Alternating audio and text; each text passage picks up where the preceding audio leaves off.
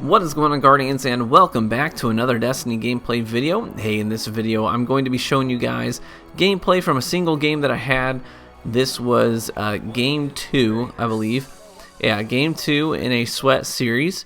I spent an evening with Murdaro and MTash doing sweats against challenging teams. Some of them were pretty solid teams too.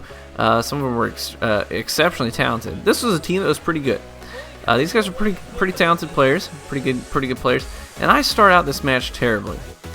All right, I'm very negative.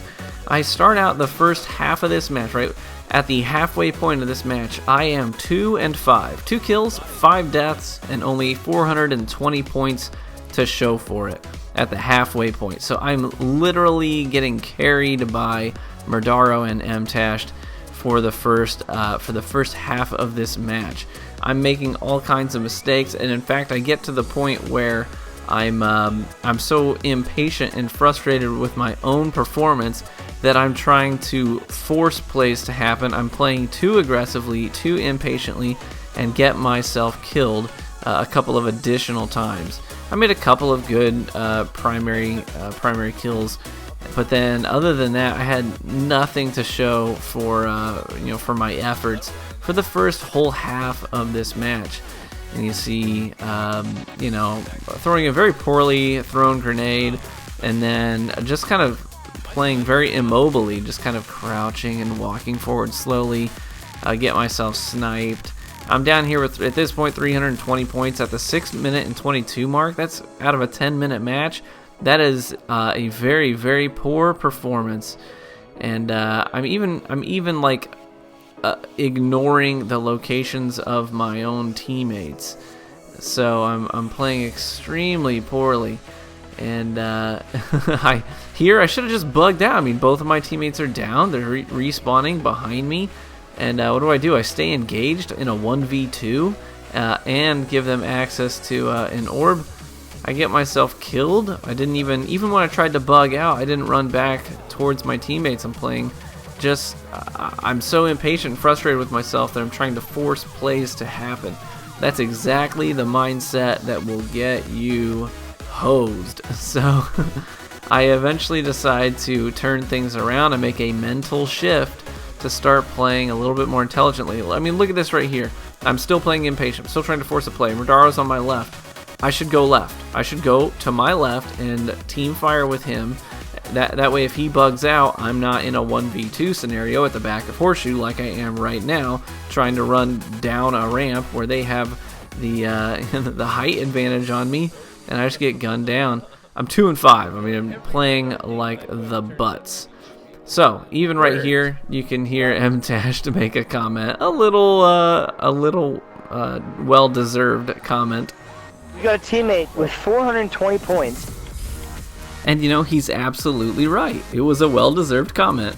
So I decide to step up my game. I make a mental shift to play a little bit more defensively, to play a little more patient. I'm not gonna back off. I'm not gonna camp, but I mean, I'm still going to be aggressive, but I'm not going to mindlessly push anymore. I get greedy for the third with this super, and I get punished for it. I probably should have stayed back and gone for the revive, but it wasn't an overwhelmingly bad decision to pursue. I had Razor's Edge that may have caught that Warlock. He just floofed over it and managed to.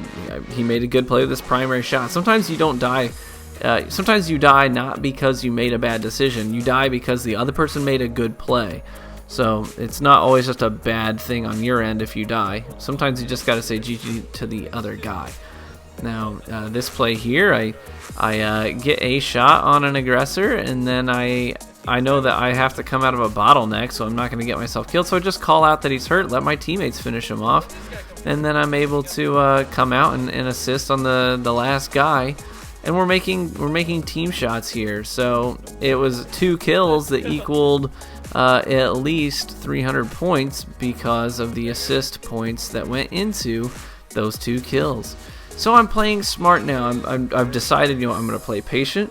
I'm going to time my team fire intentionally. I'm going to put myself in positions that are beneficial to my teammates. I'm not just going to go wherever I feel like going for whatever reason I feel like going there.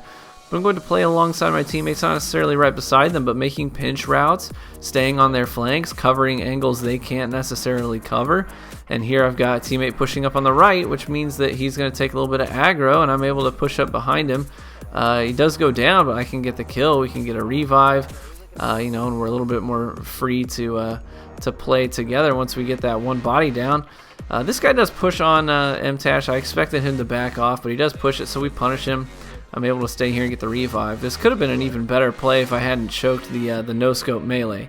But I only get the melee in, and it makes this engagement take a little bit longer. And I get Tash farmed, which is not necessarily good. But you see here, I'm now on top of the team. Instead of having 420 points at the halfway mark, we have a little over a minute left. I'm leading the team. I actually I started out 2-5, and on the second half of the match, instead of going 2-5 again, I go 13-3. Okay, 13 kills, 3 deaths to bring my overall average up to a 1.88 KD at the end of the match, which is, I mean, you can never be upset about that in a scrimmage of any kind or a sweat.